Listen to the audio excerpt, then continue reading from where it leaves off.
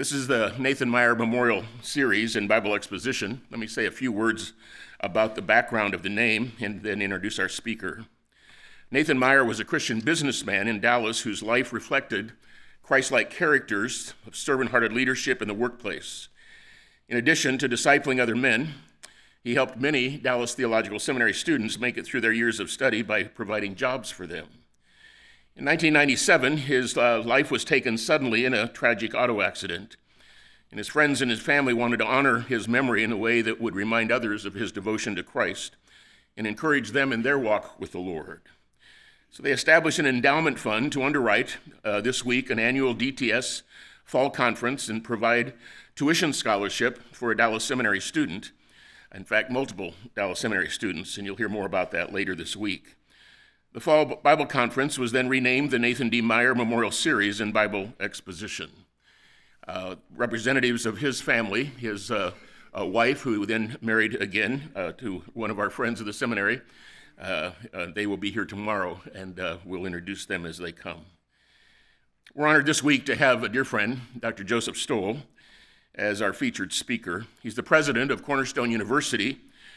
Prior to that, he was the president of Moody Bible Institute in Chicago, and has served on church staffs and preaching teams and writes, speaks all over the world. And he has a pastoral background. He's a Dallas grad. He's been on the board of the Billy Graham Evangelistic Association. God has used him and Marty in so many ways over the years. They're wonderful friends. He's a great expositor of the scriptures. Joe, it's great to have you back here at DTS. Would you join me in welcoming Dr. Joe Stowell?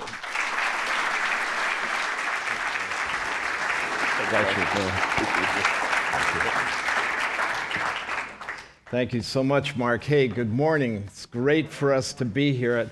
We drove onto campus yesterday. I'm not going to tell you how many years ago this happened, but we got married in June, worked at a camp in Wisconsin, and late August, we packed all our worldly goods into our car. They all fit in the second half of the back seat, actually, all our worldly goods, and drove down here and became students at Dallas. So our heads and our hearts are so full of the great memories. And I think of the greatest impact because I've forgotten an awful lot of what I've learned, but I haven't forgotten the impact of sitting under godly professors who, when I heard them speak and when I listened to them as they taught me, I kind of said, could I ever be like that? Could I be close to Christ like that? And it was such a powerful impact on our lives. So Mark, thanks for taking the high risk of inviting us to be here, and it's just a joy to be back. All right, let's say that you and I, just the two of us, could have coffee together, maybe at the Starbucks over there on Gaston Street. And having not met each other, I said to you, well, by the way, who are you? I wonder what you would say. You might say, well, Joe, thanks for asking, I'm a student. Or maybe if it was a faculty, I'm a faculty member. And I'd have to say as gently as possible, well, really, if that's who you are, who will you be when you're not that anymore? Because our sense of identity is deeper than just what we're doing now or what our occupation is now. It has to be deeper than that.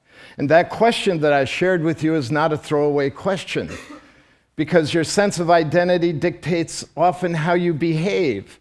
If you grew up in a home where your parents, you're so stupid, you just, well, I guess I'm stupid, so you just live stupidly, right? Or if you grew up in a home where your dad said, you're brilliant, you remind me a lot of myself, then you're kind of like, well, you just act like you're brilliant. I remember my dad was a pastor, so I'm a PK, and nobody in my dad's church ever said that nicely, given my behavior. And I'd like to have a $5 bill, Mark, for every time somebody said to me, young man, and by the way, I always knew I was in trouble when they started like that. Young man, you're the pastor's son. You should be an example. I didn't want to be an example. I was only 5. I wanted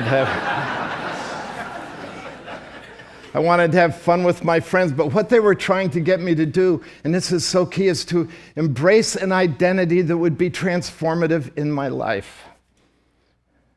And going into ministry, your sense of identity is critically important. We need to unwrap that this morning.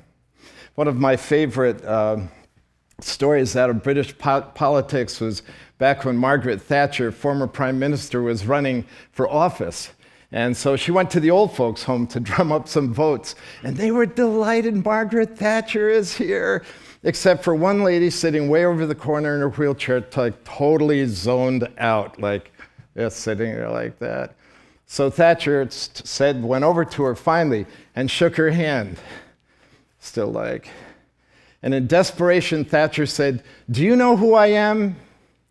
And the lady kind of came to and she said, "No, but the nurse over there helps us with those kinds of things."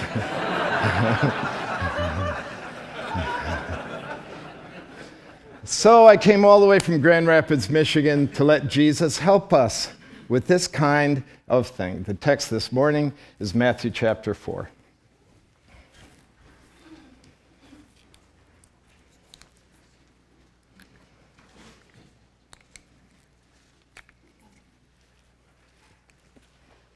Matthew writes, beginning in verse 18, he says, "While Jesus was walking by the Sea of Galilee, he saw two brothers, Simon, who as you know is called Peter, and Andrew, his brother, casting a net into the sea, for they were fishermen." If you were walking through their fishing village and they approached you, and you said, "Hey, you guys, who are you?" They would say, "Thank you for asking, we are fishermen." Christ is about ready to change all of that. It's been my prayer that Jesus might this morning be about changing all of that in your heart and life as to who you are. For they were fishermen. And he said to them, "Follow me, and let me make something out of your lives. Follow me, and I will make you fishers of men." So over that cup of Starbucks, if you had said, "Joe, thank you for asking, I'm a follower of Christ," you would have been spot on. Following Christ is the authentic call of primal Christianity.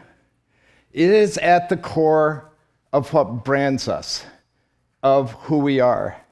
We're really not students, or really not faculty members or administrators.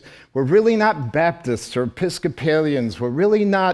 We are, at the end of the day, at the core of our being, followers of Christ. That is who we are. That's the primal identity. And Christ calls us to follow him.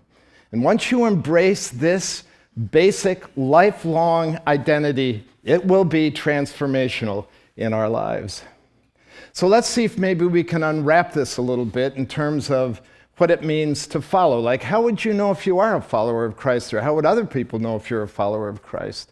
Well, interestingly enough, in the text, Matthew uses two different words for following. He uses one word where Christ says, "Follow me," and then he uses another word when the commentary on the text is that they left their nets and followed him. And both of those words have great meaning for us and help us understand what it means to really be a follower of Jesus Christ. So let's start at the first word. The first word literally means come after. So followers come after Christ. In some of the context, interestingly enough, there's a sense of desire for, a sense of pursuit. So following Christ means that I come after him, not only walk behind him, but I come after him with a sense of desire and a sense of pursuit. I don't know what you think of the essence of Christianity. Paul Hebert, missiologist from that other seminary in Deerfield, Illinois, writes that most Christians think of Christianity as a sense of boundaries. In my words, there's these fences, and you get redemptively lobbed into this space as a believer in Christ, and the authenticity of your faith is lived out by staying in the boundaries of doctrine, boundaries of tradition, boundaries of rules. And by the way, I think if we really understand the authentic boundaries, we have to bless the boundaries. But Hebert goes on to say that is not the essence of authentic Christianity. The essence of authentic Christianity is Christ at the center and the pursuit of Jesus Christ. The hunger, the desire for a deeper, richer, fuller, more transformative relationship with this person called Jesus Christ. He says, and he is right, that that is the essence of what it means to be a true Christian, is to pursue Christ. I think sometime maybe you can think back about when you first came to Christ and how enthralled you were with him. You've all that he had done for you, and you just wanted to be nearer, and you wanted to be dearer with him, and you were pursuing him. But the problem is, at some point, you kind of stop and go into orbit around him. And the nice thing about being in orbit, you can always find a few other Christians that are in orbits farther out than you are and feel good about yourself. So I'm here to deorbit you this morning and to get you back into the pursuit of going after Christ. There could be no greater lifelong experience than a deeper relationship with the unchanging, think of this, creator of the universe. And guess what? He doesn't play hide and seek. Seek and ye shall find. Knock and it shall be opened unto you. He wants you. He desires this for us. And followers pursue him. A few years ago, I turned over in the middle of the night and was kind of awake. And I don't know why, but I started to think back on all the places I had been in my life and all the different ministries. And I had this vision. Well, not like a vision. Just want to make that clear, Mark. It's like I had this vision like I was on a train ride, and that I was on this train ride with my parents. I got off at kindergarten station, and then got back on, got off at high school station with all my friends, and then got back on and waved goodbye to my friends who I'd never see again, and then got off at College Station and saw this drop-dead beautiful woman and thought, she needs a bodyguard. And so I said, Marty, you want to go on a train ride? And so waved goodbye to people I'd never ever see again. We got on the train together. Christ was on my train from the time I was 6. My parents were now gone. My first pastorate. And then waving goodbye to all those people, going to the Moody platform, and then being done, saying goodbye to people and it suddenly struck me. There's only 2 people going all the way with me, Marty and Jesus. And I better pour my life into them because they're going all the way. It's the pursuit. The rewarding pursuit.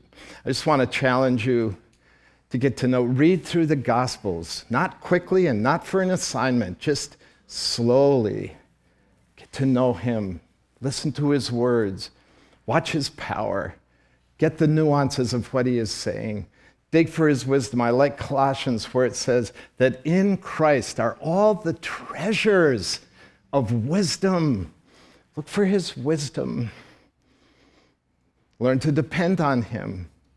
I think it's a really bad day in a believer's, follower's life when we stop singing, I need thee, oh, I need thee, every hour I need thee. That's a really bad day when you stop singing that. Learn to depend on him. Obey him. It's this getting in sync with him when he calls you to obedience that builds the fellowship and builds the nearness and builds the intimacy. So transformative. I'm a follower of Jesus Christ, and that means I'm in hot pursuit of him. But then there's that second word.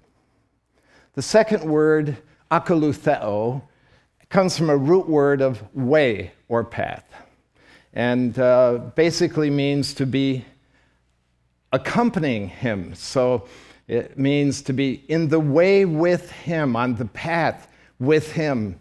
I love that image because Jesus Christ boldly pronounced in John 14 where he said, I am the way. Stop right there. Don't go all the way. No man comes to the Father but by me, so you can't get to heaven without Jesus. Stop that. As important as it is, he is the way. In contrast to my own personal instincts, where I read in Scripture that there is a way that seems right to me, but the end thereof are the ways of death. I learned a long time ago that my first instincts are usually wrong, and that I desperately need a different way. And I love the fact that Christ came into this world and refused to walk those deeply rutted, highly trafficked, gridlocked roads, ways of people, and took the machete of his wisdom and cut whole new paths. And he walked those paths. And he looks over his shoulder and he wonders, is anybody in the way with me?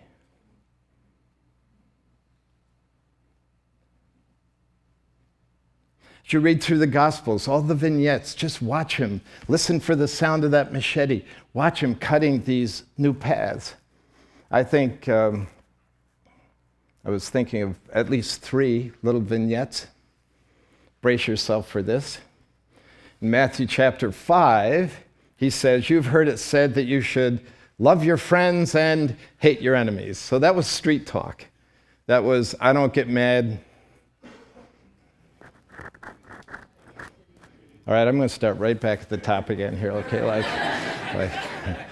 I don't get mad, I just get even. It was street talk. It was exactly like that. But I say unto you, he said.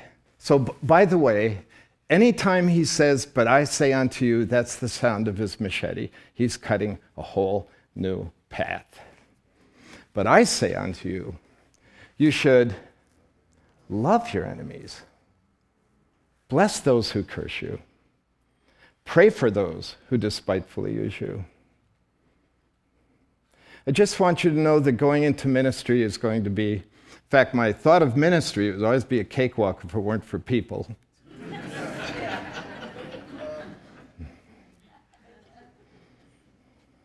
Count on it. No matter how charming you are, no matter how good you might be in the Word of God, you will be misunderstood. You will be criticized. You will be talked about. And so you'll figure out, no matter, you could be in the begat passages and you see those people's problem. And so you preach it. Only if on those Sunday mornings, they're never there. So, it's called exegetical revenge.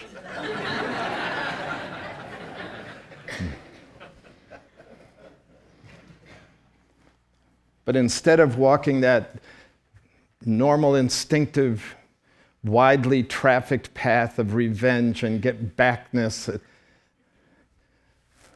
there's this path of figuring out how you can love that enemy, how you can pray for them, what ways can you bless them. And I just want to remind you that Christ walked that path all the way to the cross. Is there anybody in the house this morning that is very thankful that Christ loved his enemies and blessed them with the cross? And he looks over his shoulder and wonders, is anybody in the way with me? Followers are found in the way with him. I love John chapter 4 for another vignette, because Christ says to his disciples, we're not going to take the normal detour, we're going through Samaria, which, as you know, as Dallas students, was enemy territory, right? And so they walk through and they come to Issachar, the capital city, and exhausted from the trip, he sits out by the well, sends his disciples in for some fast food lunch to bring it back. And while he is sitting at the well, a woman comes to draw water at noonday, interestingly enough, because women came in the evening. It was a social gathering time. She's all by herself. She comes at noon. Now, you probably know that any rabbi worth their Torah would be up and gone in a minute. Rabbis would not be seen with women in public. The literature tells us that if a rabbi is walking down a street and a woman walks toward him, he goes to the other side of the street, waits till she gets back, and then resumes his journey. At great risk to himself, he stays. At risk to his reputation, to his credibility, he stays. She's not only a woman, she's a woman of, so we have a gender problem. She's a woman of Samaria. We have an ethnic problem. He stays. And the reason probably that she's there at noontime is because she's despised by the other women and marginalized, because as he knew, she'd been through several marriages and was now living with another man. It's a moral problem. And he stays at risk to himself. There's a lot of marginalized people in this world. There's a lot of people who aren't like you, who are despised and rejected, who live outside the norms, who desperately need the message of living water from Jesus Christ. Followers stay at the well. Followers love the marginalized, at risk to themselves, maybe at risk to our own reputation, because we're in the way with him. We don't flee what's uncomfortable. We don't flee what seems unsettling. We don't flee because what people might say about us. We stay.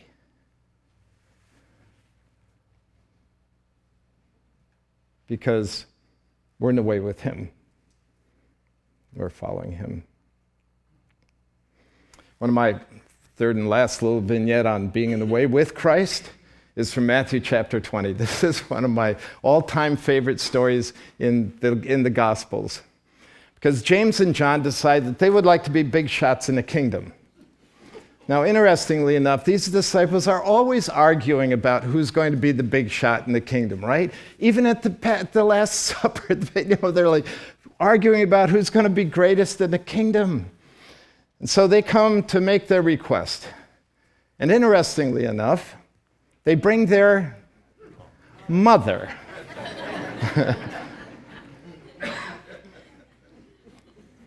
And she says, Lord, grant them, these my two sons may sit the one on your right and your left. If you know, in a monarchy, the highest places in a monarchy are those who sit to the right and left of the king. They know everything. They're in the limelight. They have the ear of the king. They have the most credibility. They have massive affirmation. They're always in the headlines. And so she said, grant that my two sons get the privilege. What I find interesting in the text is that it says, when the other 10 heard of this, they caucused and they said, we've been watching James and John. We agree. They should be the big shots in the kingdom.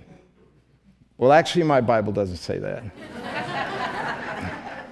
It says that they were moved with indignation, and the Greek is actually livid with anger. They were moved with indignation. So I ask you this question, why are they so upset? Because they all wanted it. And these guys beat them to the punch and played lowball by bringing their mother to ask the question.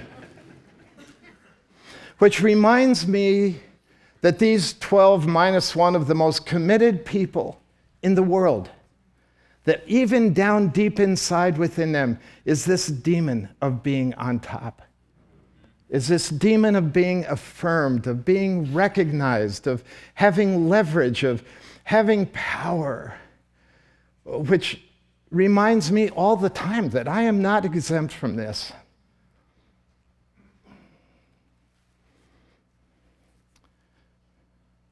And Christ, I would think maybe at this point he's going to disband the group and start over again.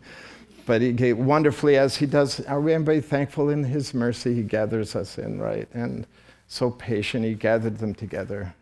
And he said, the princes of the Gentiles work like this, lording it over each other. But it shall not be so among you, That's also a machete sound. It shall not be so among you. If you would like to be great in my kingdom, then you must embrace the identity of a servant. That in God's kingdom, the way up is down. And then he said something. He said, if you would like administrative clout, then you have to see yourself as a slave. And then he made an amazing statement. He said, even as the Son of Man came not to be ministered unto. And I just have to put in parentheses here that he deserved to be ministered unto. I mean, he deserved to come and set up royal palace in Jerusalem with herald trumpeters and applause and demand that everybody on the planet come and pay homage at his feet. And would he have been right to do that? Yes, he is God. And for all the theology I've learned, I've never gotten used to this. That this God came, the King of Kings, the creator of the universe, Philippians chapter 2, and embraced the identity of a servant. And he did that all the way to the cross. For you and for me. Which tells me that position does not equal power, although there's intrinsic power in position. Some of you will be in ministry positions.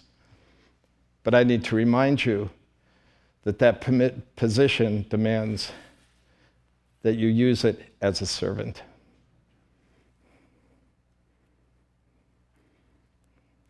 How many of you would agree that Jesus was the most powerful person on the planet? Right? So I have a challenge. Mark's going to give you a free semester's tuition if you can find one place in the Gospels where Christ used the power for his own benefit. It was always to serve others. I remember when I was serving at Moody, it's a downtown campus in Chicago, and so all of our buildings are vertical.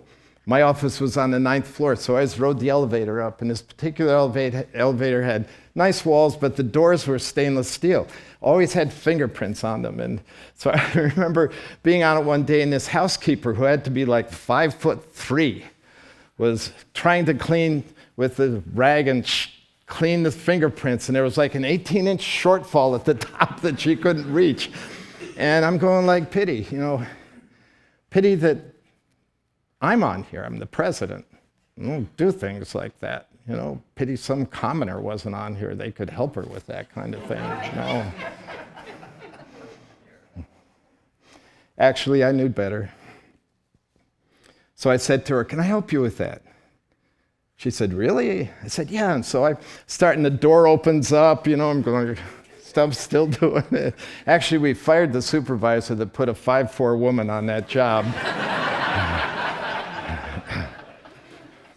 And I was with her another time, and I did the same thing. I remember seeing her a few weeks later. I said, how are the doors coming?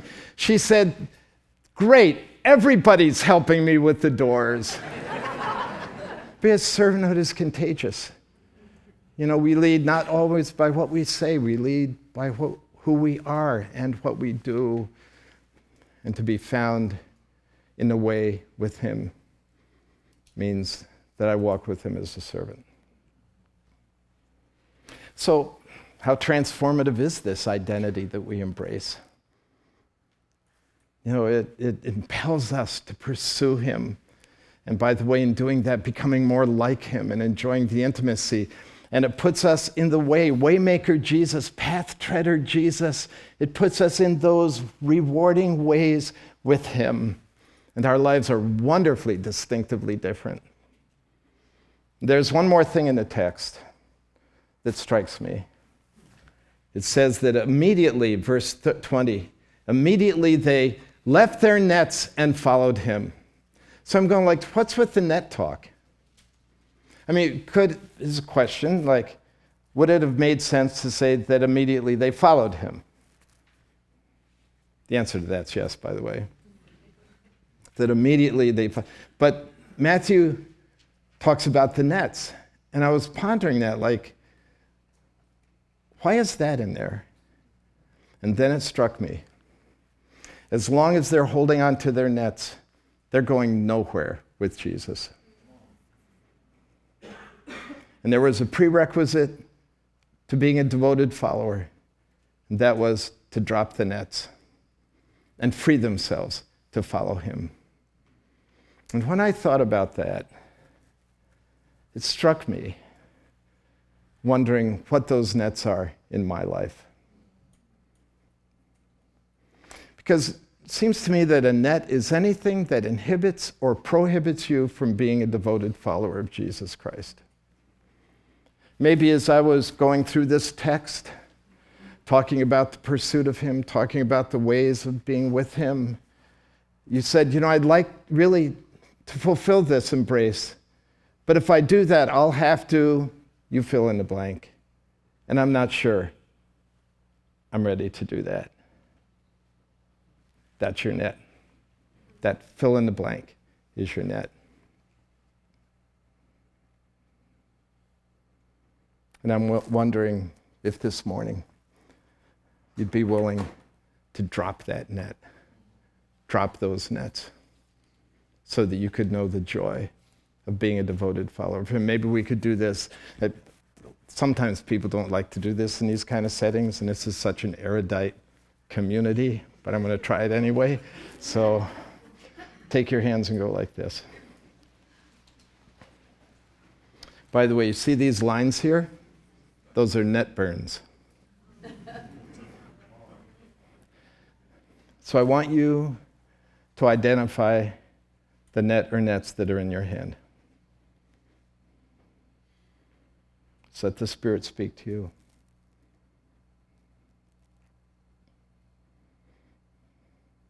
And if you hear the call to the privilege of being a devoted follower of him, are you willing to turn your hands and drop those nets to the floor? And then you raise the hands and you sing, I have decided to follow Jesus. No turning back, no turning back. Though none go with me, still I will follow. No turning back, no turning back. The cross before me, the world behind me. No turning back, no turning back.